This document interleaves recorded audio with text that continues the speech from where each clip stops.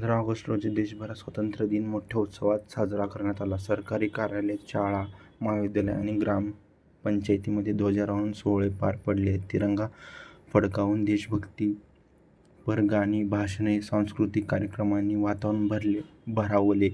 शहरांपासून खेड्यांपर्यंत प्रभातफेरी, रॅली, वृक्षारोपण आणि अन्नदान उपक्रम राबवले गेले. सोशल मीडियावर देशभक्तीपर संदेशाचा वर्षाव तिरंग्याच्या या जल्लोषाने पुन्हा अधोरेखित केले की तो स्वातंत्र्य, अभिमान आणि एकतेचे प्रतीक आहे.